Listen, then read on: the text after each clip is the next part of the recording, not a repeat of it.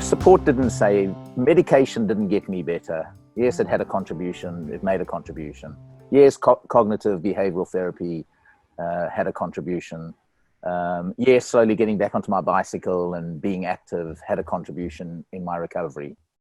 But, the most powerful driver of my recovery, the most powerful, 2 words, love and hope.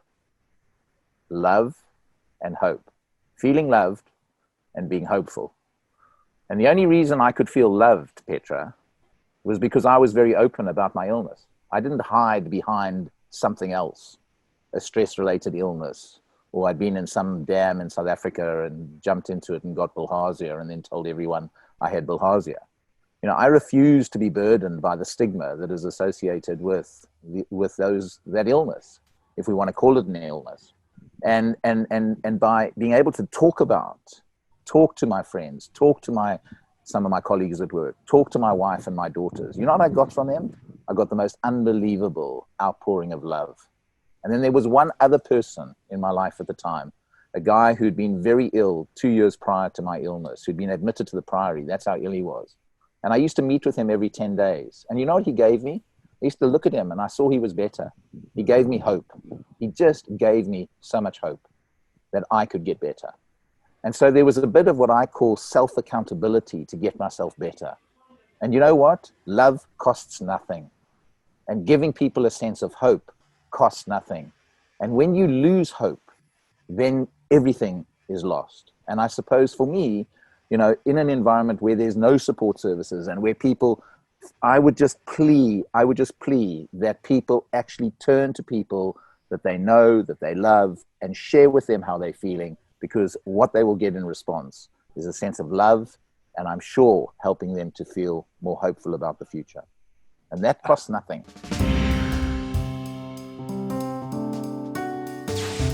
There's a lovely saying, Charles Mackesy, we're all grown up kind of thinking that when we ask for help, that's a sign of weakness.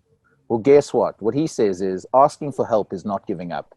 It's actually refusing to give up. It's refusing to give up. And we have this connotation around asking for help that's a sign of weakness and that you can't take the heat in the kitchen. Well, guess what? It's actually refusing to give up by asking for some help.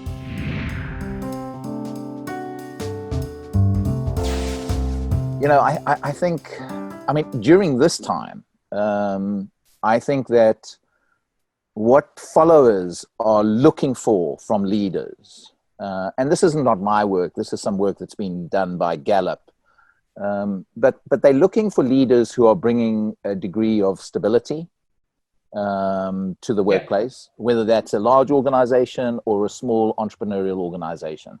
So I think leaders have got to step up and try and bring a degree of stability. I think the second thing that they are looking for is they are looking for leaders who are instilling trust. People in these uncertain times are looking for leaders who they can trust.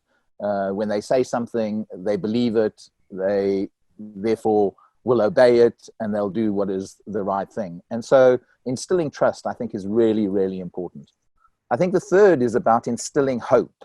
This is a time when people are looking for that glimmer of hope. They're just looking for that glimmer of hope. And being able to instill and provide that glimmer of hope, I think, is really, really important.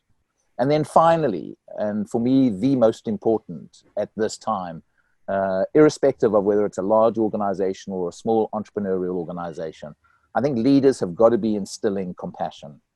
They've got to be instilling compassion.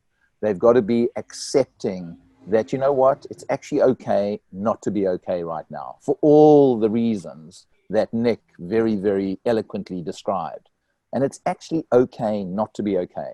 And to go beyond being empathetic and show true compassion to people. And the difference between compassion and empathy is when we're compassionate, there's no judgment, and we're prepared to take action in support. Whereas with empathy, there can be a bit of judgment and we don't necessarily take action. And so instilling that compassion, I think, is so, so important that leaders need to be bringing to their workplaces today. And I would hope that this is an opportunity to reset and that we see more compassionate leaders into the future.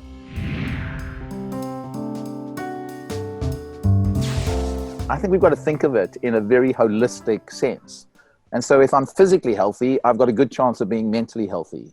If I'm emotionally healthy, I've got a good chance of being mentally healthy. If I've got a good sense of purpose in my life, I've got a good chance of being mentally healthy. And so I think it's so important that we see it in that holistic sense. And so I'm going to leave the group with a very simple acronym that I use, and it's called CAN DO. CAN DO, CANDO. And the C stands for connection. Just build connection into your life. Nature, friends, family, community. The A stands for just be active. Just be active every day. Just take some time out to be active. The N stands for try and be nice to somebody.